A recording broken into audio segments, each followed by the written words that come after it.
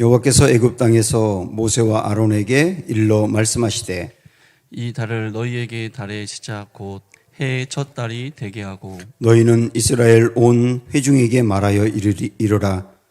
이달 열흘에 너희 각자가 어린 양을 잡을지니 각 가족대로 그 식구를 위하여 어린 양을 취하되 그 어린 양에 대하여 식구가 너무 적으면 그 집의 이웃과 함께 사람 수를 따라서 하나를 취하며 각 사람이 먹을 수 있는 분량에 따라서 너희 어린 양을 계산할 것이며 너희 어린 양은 흠없고 1년 된 수컷으로 하되 양이나 염소 중에서 취하고 이달 열 나흔 날까지 간직하였다가 해질 때에 이스라엘 회중이 그 양을 잡고 그 피를 양을 먹을 집 좌우 문설주와 임방에 바르고 그 밤에 그 고기를 불에 구워 무교병과 쓴 나물과 아울러 먹되 날것으로나 물에 삶아서 먹지 말고 머리와 다리와 내장을 다 불에 구워 먹고 아침까지 남겨두지 말며 아침까지 남은 것은 곧 불사르라. 너희는 그것을 이렇게 먹을지니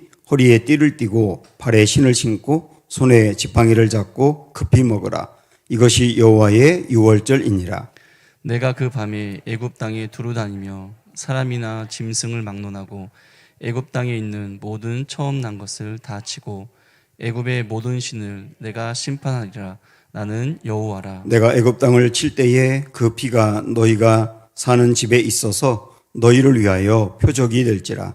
내가 피를 볼 때에 너희를 넘어가리니 재앙이 너희에게 내려 멸하지 아니하리라. 너희는 이날을 기념하여 여호와의 절기를 삼아 영원한 규례를 대대로 지킬지니라. 아멘. 할렐루야. 반갑습니다. 우리 서로 인사 좀 하시죠. 둘러보시면서 집에서 예배드리는 분들 또 환영하고 축복합니다.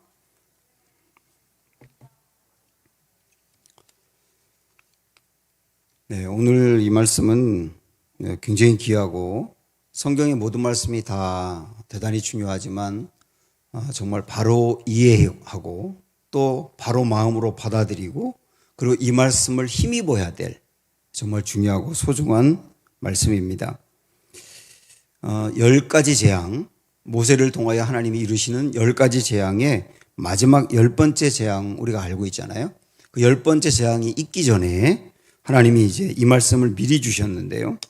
자, 2절 먼저 보시면 이 날을 너희에게 달의 시작 곧 해의 첫 달이 되게 하고, 굉장히 중요한 말씀이 나왔어요.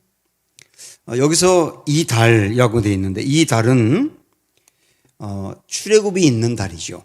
애굽에서 탈출하여 애굽을 떠나게 되는 그 달, 출애굽이 있는 그 달, 그 달을 모든 해의 첫 달이 되게 하라 이렇게 말씀했습니다. 그러니까 지금까지는 이스라엘 백성들에게 그들의 시간은 애굽에서의 애굽 사람들이 지키는 시간을 지켰던 거예요. 그래서 애굽 사람들이 1월이면 이스라엘 백성들도 1월이고 애굽 사람들이 6월이면 이스라엘 백성들도 똑같이 6월이었던 것인데 이제는 하나님이 애굽의 시간은 버리고 하나님의 시간으로 다시 시작한다는 거예요. 그래서 바로 이때 요 달 말이죠. 요 달을 첫째 시작된 요 달을 뭐 우리가 서기 몇 년 뭐 1월 이렇게 하는 것처럼 이게 원년이 되게 한 거예요. 원년. 그리고 이 달은 아비벌이라고도 하는데 나중에 이제 포로에서 귀환하고 난 다음에는 니산월이라고 하는 이름으로 이렇게 달리 쓰여지기도 했지만 이게 우리 시간으로 한 4월 정도 되거든요. 지금이 우리 4월이잖아요. 이 4월 정도가 되고 이 4월에 6월절이 있는 거예요. 그리고 이 6월절에 또 예수님이 돌아가시고 그래서 이때 우리가 늘 이제 고난 주간도 보내고 그러는 것인데 요때가 이스라엘 백성들에게는 첫 달이 된단 말이죠. 첫 달. 우리의 4월 달이 그들에게 종교력으로 첫 달이 되는 거예요. 1월 달 개념이 된단 말이죠. 이게 굉장히 중요한 겁니다. 다시 말씀드리지만 하나님은 출애굽을 기점으로 애굽의 시간은 떠났고 하나님의 시간이 시작됐다는 거예요. 그것은 굉장히 많은 것을 이야기합니다. 이스라엘 백성들이 몸이 애굽에서 떠난 것만이 아니라 다 떠났다는 거예요. 그들의 생각도 떠났다. 애굽의 생각이 아니라 이제 하나님의 생각으로 바뀌는 거다. 그들의 문화도 떠났다. 애굽의 문화가 그동안 그들을 지배했지만 이제는 하나님의 문화가 그들을 지배한다. 다 떠나야 된다는 거예요. 이걸 우리 개념으로 말한다고 하면 이 이스라엘 백성들에게 출애굽은 노예 상태로부터 벗어나 구원을 받는 것이기 때문에 우리가 죄에서 벗어나 구원받는 그게 우리의 출애굽이지 않습니까? 우리의 출애굽은, 우리의 구원은 그동안의 애굽의 시간, 즉 세상의 시간에 끌려다니든 그리고 거기에 편승했던 우리의 생각이 이제는 하나님의 시간표대로 바뀌어야 되는 것이다. 이렇게 말씀하고 있는 겁니다. 그래서 이전에는 바로가 지배하는 대로 그 바로가 이끌어가는 대로 애굽의 시간표대로 따라왔어요. 그래서 바로가 그들의 주인이었거든요. 근데 이제는 하나님이 그들의 주인이 되어서 이제는 하나님이 이끄는 대로 따라가는 인생으로 바뀐 거다. 이게 애굽의 시간표에서 하나님의 시간표로 바뀌었다는 의미예요. 또한 아까도 말씀드렸지만 우리의 생각과 정신, 이스라엘 백성들의 생각과 정신이 애굽의 시간표대로 가던 정신에서, 생각에서 이제는 하나님의 시간표대로 가는 생각으로 바뀐 것이다. 이게 굉장히 중요하다는 거죠. 그런데 실질적으로 이스라엘 백성들은 몸은 출애굽을 했지만 마음과 생각이 출애굽을 안 했어요. 그러다 보니까 광야 생활을 하면서도 그들은 끊임없이 계속 출애굽하면서도 하고 나서도 애굽을 쳐다보는 거예요. 아직까지 애굽의 시간표대로 가는 거니까 그들의 생각이. 그래서 애굽의 방식대로 또 하려고 하니까 조그만 어려움이 있으면 애굽. 괜히 나와서 애굽이 있어야 되는데 자꾸 그들은 애굽을 봤단 말이죠. 그러니까 몸은 출애굽했는데 그들의 생각과 마음은 출애굽이 안 된 것이죠. 제가 마가복음 요즘에 새벽에 보면서도 이제 그때 깨달았던 거 하나가 뭐냐면 이스라엘 백성들이 예수님 당시에 로마의 나라를 잃고 로마로부터 지배를 받았거든요. 그래서 이스라엘 백성들은 항상 마음에 꿈꾸는 게 뭐냐면 로마로부터 벗어나 자유하고 싶다. 로마로부터 벗어나고 싶다. 그게 그들의 소망이고 기도의 제목이었어요. 그런데 그렇게 말하면서도 정작 그들의 사고는 로마식이 되어버린 거예요. 힘으로 세상을 지배하고 힘을 가진 자가 최고고 힘을 가진 자가 힘이 없는 자를 지배하려고 하고 그게 로마식의 사고인데 이스라엘 백성들은 로마에서 벗어나려고 그렇게 애쓰면서도 정작 그들의 사고와 마음은 로마식이 되어버렸다고요. 그래서 우리 예수님이 제자들을 이끌고 이제 우리 예루살렘으로 올라가자 하면서 하신 말씀이 뭐냐면 내가 십자가에서 죽을 것이다. 죽으러 가자. 그렇게 말씀하는데도 제자들은 끊임없이 그 말씀을 반복적으로 들으면서도 예루살렘에 올라가면 누가 예수님 옆에 그 자리를 차지하나요? 누가 제자들 중에 가장 으뜸이고 누가 제일 큰 사람인가요? 온통 관심이 거기에 있는 거예요. 그게 로마식 사고거든요. 로마식 사고. 참 이상하지 않습니까? 로마에서 벗어나겠다고 그렇게 애를 쓰고 기도하면서 사고는 로마에 빠져 있단 말이에요.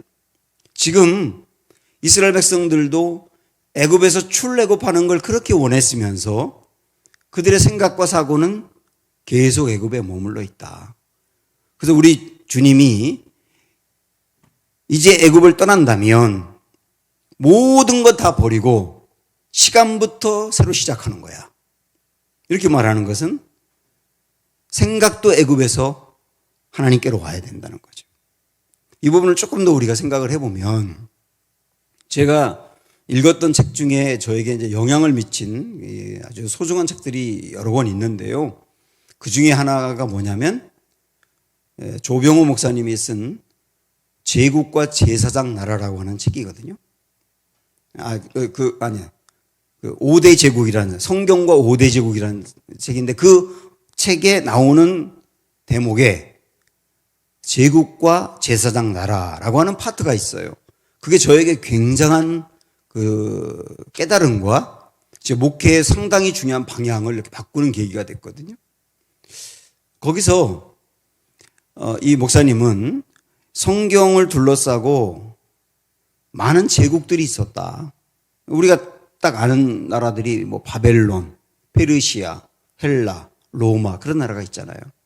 그런데 사실은 바벨론의 그 이전 바벨탑을 쌓았던 사람들이 구바벨론이잖아요.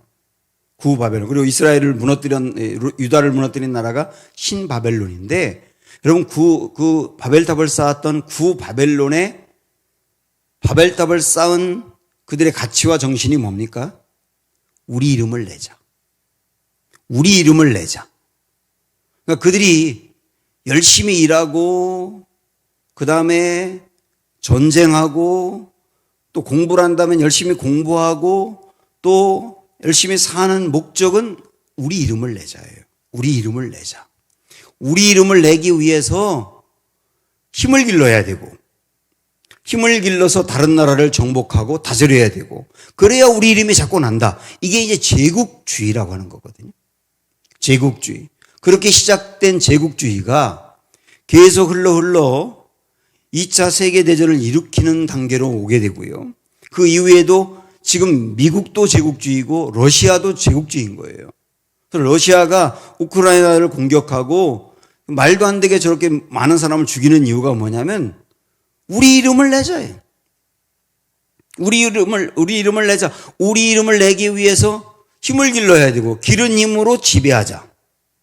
이게 고스란히 바벨론 그 정신이 러시아에 와 있는 거거든요. 이게 제국이란 말이에요.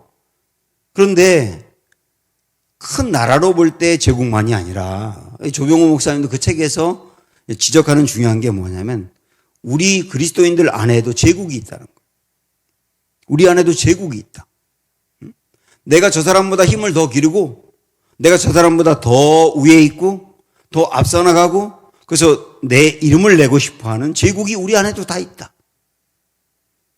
그래서 제국의 정신이라고 하는 게 어떤 의미로 본다면 애굽식의 사고인 거거든요. 그 제국의 정신에 머물러 있는 것은 여전히 그 사람의 생각과 사고가 애굽의 시간표를 따르고 있는 거예요. 거기서 벗어나는 길이 제사장 나라 사명으로 바뀌어야 된다는 거죠. 하나님이 이스라엘 백성들을 출애굽을 시키고 시내산에 갔을 때 세 가지를 주셨죠. 성막이 있고 율법이 있고 또 뭐였어요? 언약이 있었잖아요. 언약. 그 언약이 아주 중요합니다. 그 언약을 통하여 하나님이 이스라엘 백성들을 왜 출애굽을 시켰는지 명백히 보여주셨어요. 뭐라고 말씀하셨느냐면 내가 너희를 제사장 나라가 되게 하겠다. 그 말은 뭐냐면 내가 너희를 애굽에서 불러낸 이유가 뭔지 아니? 제사장 나라 삼으려고 불러낸 거야. 그래서 말하는 제사장 나라라고 하는 것은 뭐냐면 천하 만민을 복받게 하는 사람이 되는 거예요. 천하 만민을 복받게 하는 사람. 제국과 정신이 완전 반대인 거죠. 제국은 내 힘을 길러서 내 이름을 내자. 그러기 위해서 지배할 수 있다. 그런데 제사장 사명은 내 이름을 내기 위해서가 아니라 다른 사람을 잘되게 하기 위해서 섬기고 애쓰자. 이렇게 나가는 거거든요. 하나님은 그런 나라 만들려고 이스라엘 백성들을 출애굽시켰다는 거예요. 그 책에서 다윗의 예를 드는데요. 다윗이 왕으로 통치할 때 이스라엘의 그 영토가 엄청 넓었고 그리고 군대가 몇 명이었느냐면 13만 명이었어요. 아니 130만 명이었어요. 지금 우리나라 군대가 60만이 안 되지 않습니까?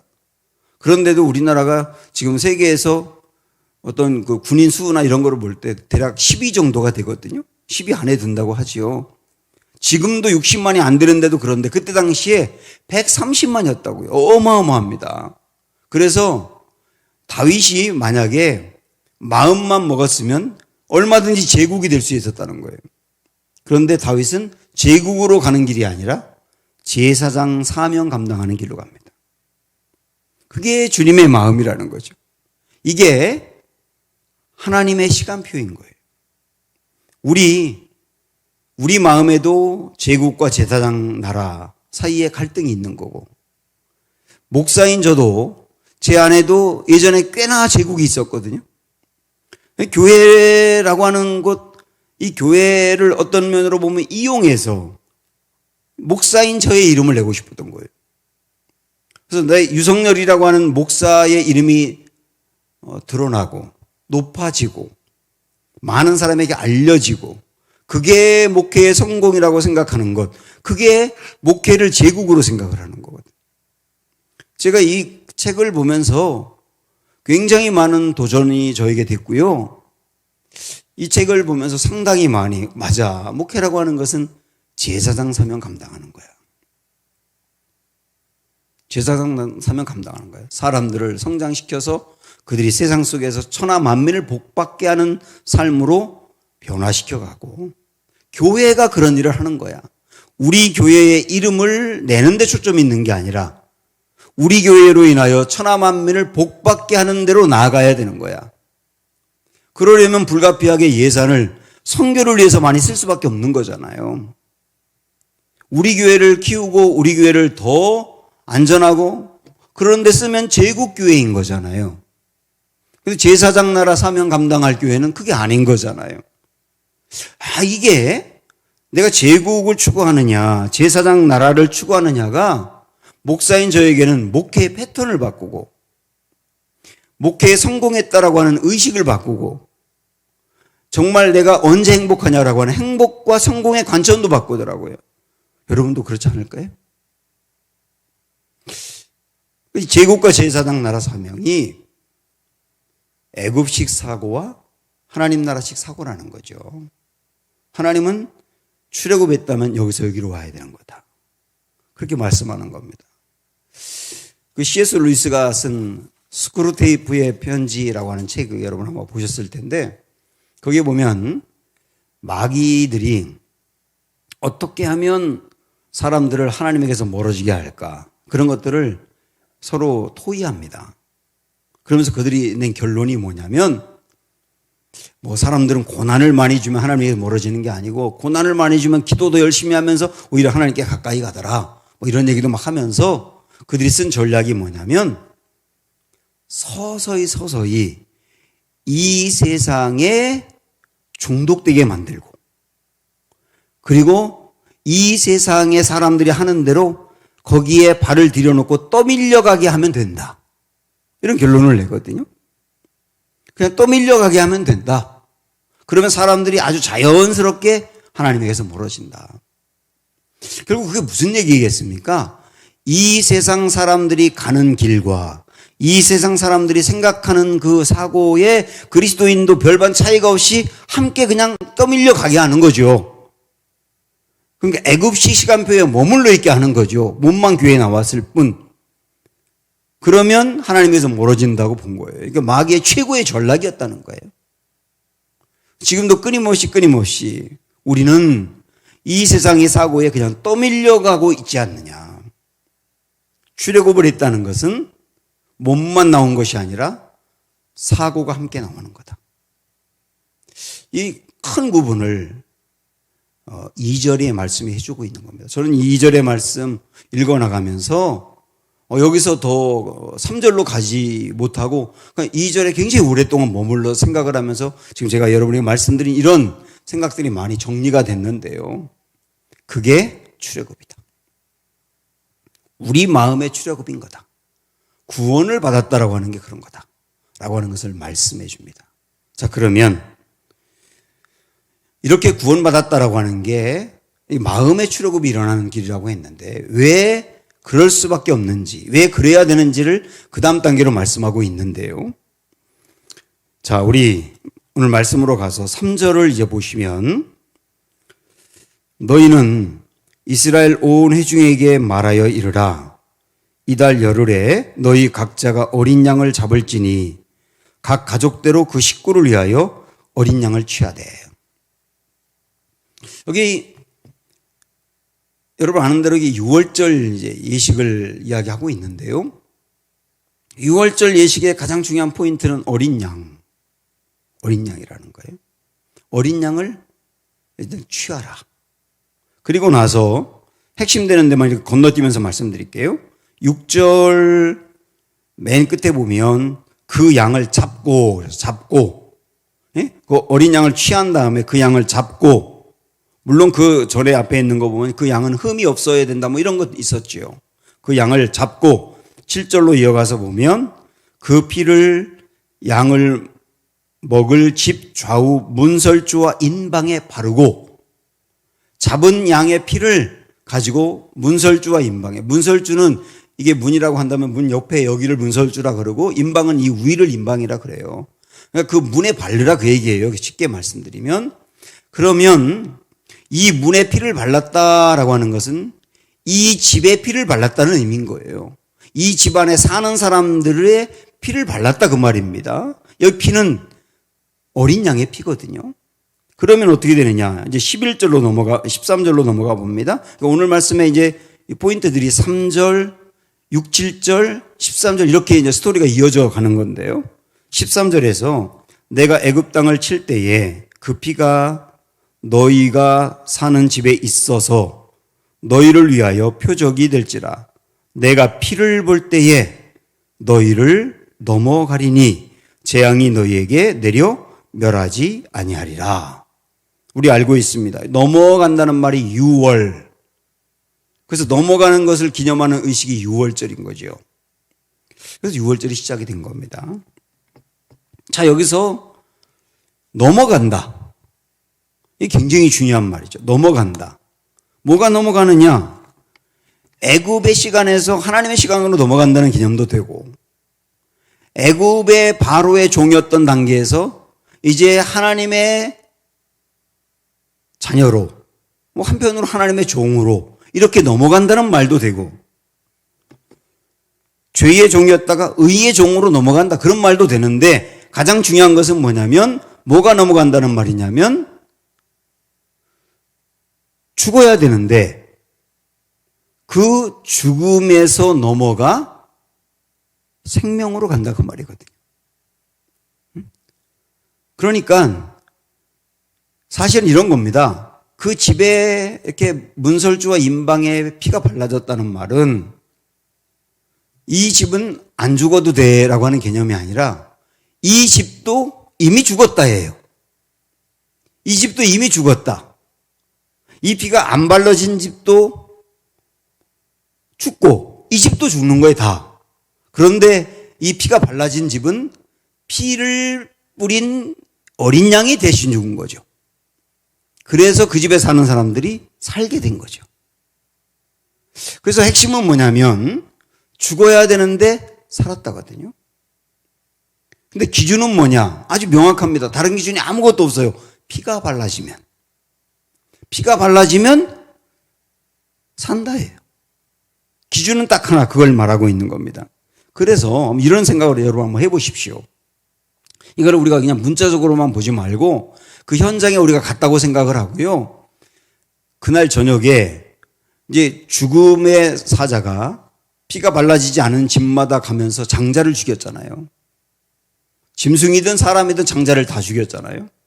그때 애굽에 있는 그 집집마다 엄청난 통곡 소리가 들리고, 그런데 이스라엘의 집에는 평화한 거예요. 아침에 일어났을 때, 날이 밝았을 때 밖에 나가 보니까 애굽의 집에는 어마어마한 재앙이 내렸고, 이스라엘의 사람들이 사는 집에는 아무 일이 없었던 거예요. 여러분, 그 현장에 여러분이 있었다고 생각을 해보세요. 피를 바른 것이 얼마나 엄청난 일인가를. 우리 집에 피가 발라진 것이 얼마나 엄청난 일인가를, 살고 죽는 것을 결정했던 것이죠. 피가 안 발라졌다면 죽는 것인데 피가 발라져서 살았단 말이에요. 엄청난 일인 거예요. 거기서 우리 여러분이 착각하는 게 있을 수 있는데요. 우리 이렇게 생각할 수 있어요. 이스라엘 집이니까 살았고 애굽 집이니까 죽었다. 그런 겁니까? 그 집에 피를 바른 것이 뭐 죽음의 사자가 어둠 가운데 다니다 보니까 이렇게 피를 발라서 뭐 알게 하려고 바른 겁니까? 성경에는 애굽인이니까 죽었고 이스라엘 백성이니까 살았다는 말이 없어요. 오직 피를 발랐기 때문에 살았다는 거예요. 기준은 그거였다는 거예요. 그래서 이렇게 볼 수 있습니다. 6월절이 있던 날 분명히 애굽 사람 중에 착한 사람이 있었을 거예요. 선행도 많이 하고 이스라엘 백성들을 노예로 부리면서도 착하게 막 마구잡이로 하지 않고 막 잘 이렇게 인간적으로 대우하면서 그랬던 좋은 사람도 분명히 애굽 사람 중에 있었겠죠. 반면 이스라엘 사람들 중에는 애굽 사람보다도 악한 사람이 있었겠죠. 분명히 그런 사람도 있었지 않겠습니까? 그런데 착하고 노예들도 잘 돌보는 애굽 사람도 피가 없으면 죽은 거예요. 그런데 이스라엘 사람들 중에 아주 되지 못하고 말썽도 많이 폈던 사람도 피가 발라지면 산 거예요. 이건 좀 기준은 명확했던 겁니다. 피가 있느냐 없느냐 그것으로 사냐 죽으냐가 결정된 거예요. 기준은 오직 그거 하나였던 거예요. 또 이런 생각도 해봅니다. 6월절 그날 하나님이 집마다 어린 양의 피가 발라져 있어야 된다라고 말씀하셨기 때문에 아주 사명감에 불타는 어떤 사람이, 어떤 이스라엘 백성이 야, 이스라엘 백성들의 집에 이 피가 발라졌나 진짜? 그러면서 집집마다 다니면서 피가 발라졌는지 검사하고 안 발라졌으면 빨리 바르라고 하고 막 그렇게 집집마다 다니다 보니까 정작 자기 집은 못 발랐어요. 그 사람 어떻게 될까? 네? 헌신을 엄청 많이 했잖아요. 다른 사람들 집을 돌보면서 했으니까 헌신을 엄청 많이 했잖아요. 그러나 얼마든지 헌신을 많이 했다 하더라도 자기 집에 피가 발라지지 않으면 그 사람은 멸망인 거예요.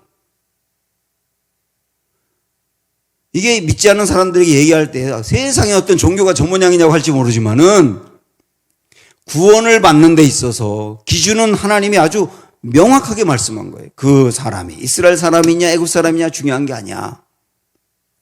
그 사람이 선행을 많이 했느냐 안 했느냐 그거 중요한 게 아니야.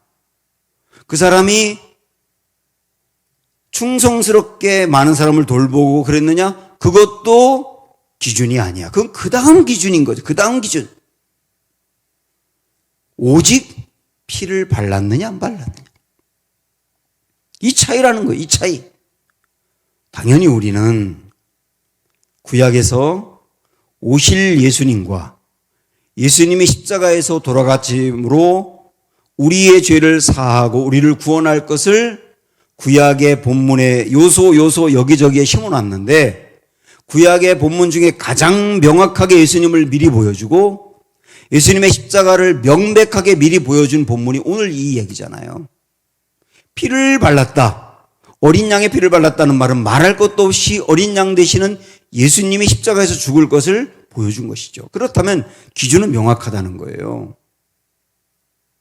그 사람이 사느냐 죽느냐. 사느냐 죽느냐. 멸망받느냐 생명을 얻느냐. 구원받느냐 죽임을 당하느냐. 지옥으로 가느냐 천국으로 가느냐를 결정하는 유일하면서도 분명한 기준은 예수의 피가 그 사람에게 있느냐 없느냐. 이거 외에 다른 기준이 있을 수가 없는 거예요. 그 다른 어떤 것을 기준으로 제시하면 이단이 되는 거예요. 오직 기준은 예수님의 피. 그 피를 내가 받아들이느냐 아니냐. 이것으로만 결정되는 거다.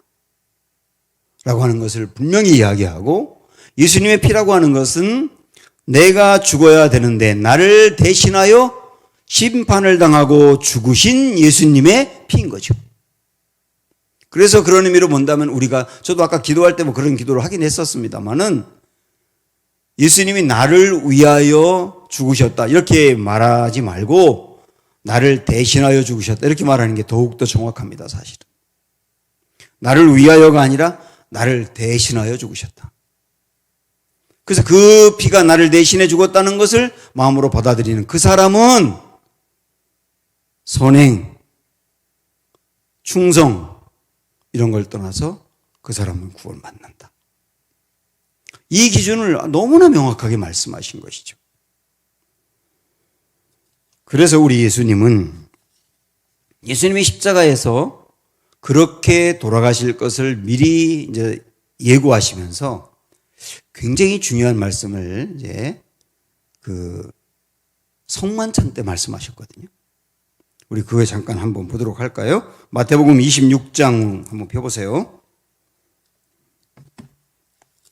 마태복음 26장 28절.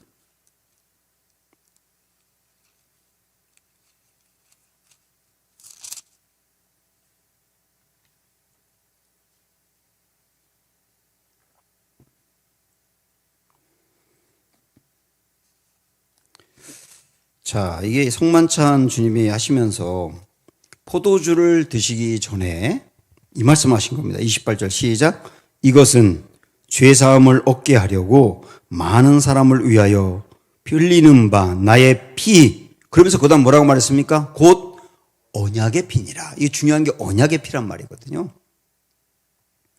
포도주를 이렇게 주님이 드시고 이 포도주는 앞으로 예수님이 흘리실 피를 상징한다는 거예요. 죽음을 상징한다는 거죠. 근데 그냥 그거를 피라고만 말한 게 아니라 언약의 피라고 말했습니다. 여기서 말하는 언약의 피라는 게 뭡니까? 내가 십자가에서 이 피를 흘림으로 대신 죽고 대신 심판을 당하는 거다. 그래서 이 피를 믿는 사람은 누구든 그 사람이 어떠하든 생명을 얻고 산다라고 하는 언약이다, 이게. 이게 언약이란 말이 여러분 가슴에 와닿지 않으면 약속이라고 생각해 보세요. 약속의 피니라. 이 피가 우리를 영원히 살린다는 약속의 피니라. 이게 하나님의 약속이라는 거죠. 그래서 우리가 예수님의 이 피를 마음으로 받아들이면 이게 약속이기 때문에 반드시 우리는 생명을 얻는다. 이 언약을 말씀해 주신 거예요. 그래서 예수님의 이 피는 유일한 생명이 되는 거다. 여러분, 이것을 우리가 안다고 한다면 이것은 오늘날, 나중의 문제만이 아니라 지금 오늘날 우리가 처절하게 했던 죄에 넘어졌을 때도 다시 그 사람에게 소망을 줄 수 있는 유일한 것이 될 수 있어요. 시카고에서 몇 년 전에 종교회의가 열렸다고 합니다. 세계 각 종교의 대표 지도자들이 와서 각 종교에 대해서 소개하고 그리고 자기 종교의 중요한 장점이라든지 이런 걸 발표하는 자리였다고 하는데요. 토론도 하고. 그때 기독교를 대표해서 조셉 쿡이라고 하는 여성이 기독교를 소개합니다. 근데 이런 말을 했어요. 들어보십시오, 한번. 제가 아는 어떤 여인이 있습니다. 이 여인은 그만 실수로 남편을 죽였습니다. 감옥에 간 이 여인은 사람을 죽였다는 죄책감 때문에 자꾸 자살을 하려고 합니다. 그러면서 이 여인에게 희망의 메시지를 주고 이 여인을 살릴 수 있는 종교가 있다면 나와서 그 비결을 말씀해 주세요. 이렇게 질문합니다. 아무도 나서는 사람이 없었어요. 각 종교의 대표들이 와 있는데요. 그때 조셉 쿡이 이렇게 말을 합니다. 요한일서 1장 7절에 그 아들 예수의 피가 우리를 모든 죄에서 깨끗하게 하실 것이요. 그 아들 예수의 피가 우리를 모든 죄에서 깨끗하게 하실 것이요. 이 자살하려고 하는 이 여인이 살 수 있는 유일한 길은 예수의 피입니다. 예수의 피로 이 사람조차도 살 수 있습니다. 이게 기독교입니다. 이렇게 이야기를 했다는 거예요. 빚은 갚아야 해결되고 죄는 심판을 받아야 해결됩니다. 예수님이 십자가에서 피를 흘림으로 심판을 받으심으로 죄의 모든 것들을 다 해결하셨어요. 그리고 그 은혜를 우리에게 주신 겁니다. 이걸 오늘 저와 여러분이 이제 우리가 사순절을 보내면서 이 예수 그리스도의 십자가의 그 피가 얼마나 우리에게 귀한 것인지를 다시 한번 마음에 기쁨으로 받아들이는 시간이 되기를 원하고, 그래서 우리 마음에 정말 감사가 회복되기를 원합니다. 감사는 말이죠, 우리가 감사한 것을 나눠보자 이렇게 이제 질문을 하면, 하나님이 이번 주에 내 기도 응답해 줬어요. 정말 내 마음이 힘들고 어려웠는데 위로해 주셨어요. 이런 것으로 주로 이제 우리가 감사를 얘기하죠. 정말 좋은 감사의 거리죠. 감사할 내용이죠. 그런데 하나님이 이스라엘 백성들에게 이 감사를 가르칠 때 핵심으로 이야기했던 게 뭐냐면, 감사는 언제 생기느냐면 기억할 때 생긴다는 거예요. 기억할 때. 그래서 오늘 이 6월절 예식을 하나님이 소개하면서 양을 잡아서 그걸 문설주에 바르라 라고 하는 말씀을 한 다음에 8절을 한번 보십시오. 8절에 이렇게 말씀하셨어요. 그 밤에 그 고기를 불에 구워 무교병과 쓴나물과 아울러 먹되. 그랬습니다. 이게 이제 규례가 되어서 그 이후에도 6월절 때만 되면 양고기하고 무교병, 이 누룩이 들어가지 않은 빵이죠. 그거는 어떤 거룩함을 상징하거든요. 그거와 함께 꼭 쓴나물을 먹은 거예요. 그럼 여기서 한번 생각을 해보십시오. 쓴나물을 왜 먹으라고 했을까? 여기서 말하는 쓴나물은 애굽에서의 고통을 상징하는 겁니다. 그래서 6월절 때만 되면 쓴나물을 먹으면서 이 이스라엘 백성들은 우리가 애굽에서 어떻게 살았었는데, 얼마나 고통을 당했는데, 그 바로의 노예가 되어서 자유를 잃어버리고 얼마나 인간답지 못한 처절한 인생을 살았는데, 그런데 그곳에서 하나님이 우리를 건져줘서 이 은혜를 잊게 했구나. 쓴나물을 먹을 때마다 기억하라는 거예요. 뭘 기억하냐? 그 피의 은혜가 얼마나 큰지를 기억하고, 우리를 구원해 주신 은혜가 얼마나 큰지를 기억하라는 거예요. 그러면 감사가 나온다는 겁니다. 지금 우리도 정말 우리 마음의 감사는 기억할 때 나오는데요, 그 기억의 핵심은 우리도 쓴나물을 먹는 거예요. 주님이 나를 구원해 내지 않았을 때 나의 삶은 어떠했는지, 그리고 영원히 나를 구원하지 않았을 때 우리는 어떻게 될 뻔했는지, 그런데 주님이 나를 구원해 내서 지금 내가 어떤 은혜를 누리고 있는지 기억하자. 그게 바로 우리가 일상적인 삶에서 쓴나물을 먹는 거예요. 이걸 먹을 때마다 우리 안에 진짜 감사가 생기고, 그래서 모든 감사의 시작과 가장 중요한 포인트는 예수의 피가 우리에게 베푼 은혜를 생각하는 것이죠. 거기서 감사가 나오는 것입니다.